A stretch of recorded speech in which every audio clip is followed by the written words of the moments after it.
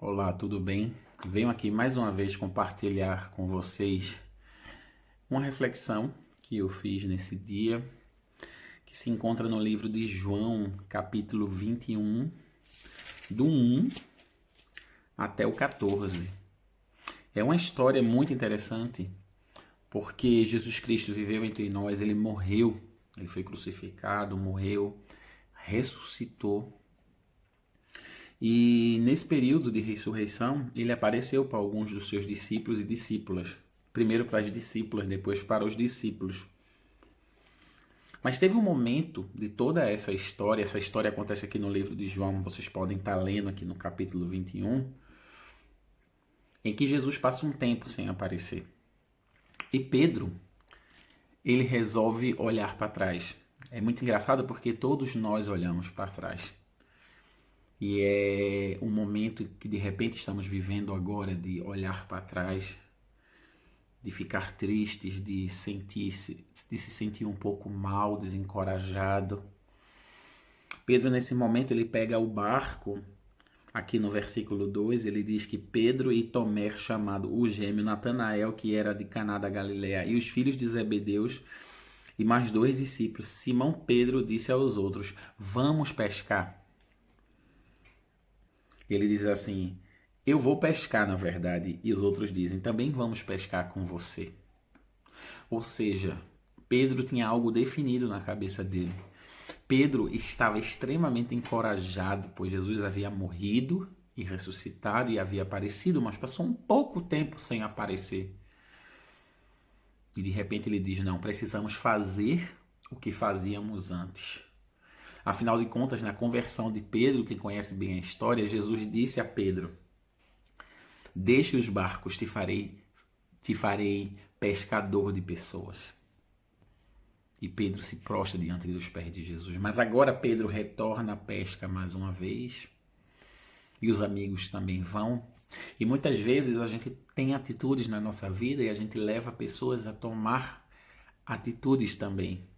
Motivamos os outros a fazer aquilo que a gente está fazendo. Temos que ter muito cuidado com isso. Porque se você cai, você pode fazer outras pessoas caírem também. Mas Jesus é muito misericordioso, ele resolve aparecer. E você lendo um pouco aqui a história, Jesus então perguntou: moços, vocês pescaram alguma coisa aqui no versículo 5? E as pessoas respondem: nada. E Jesus aqui no versículo 6 diz assim: joguem a rede no lado direito do barco, que vocês acharão peixe.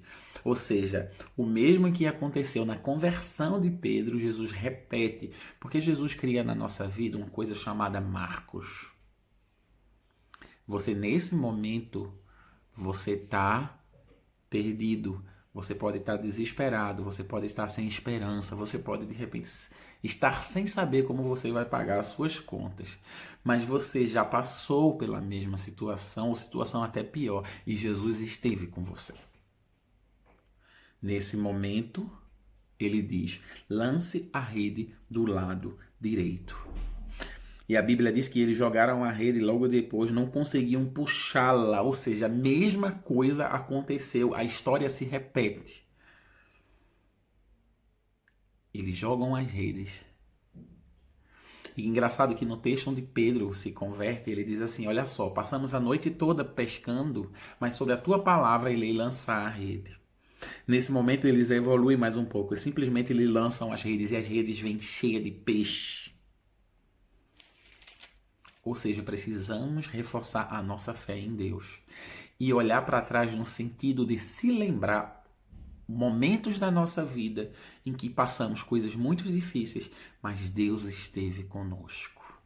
Marcos importante da nossa vida. Pega um papel e caneta e marque. O nascimento do meu filho foi tão difícil, ele adoeceu, mas Deus curou, Deus restaurou.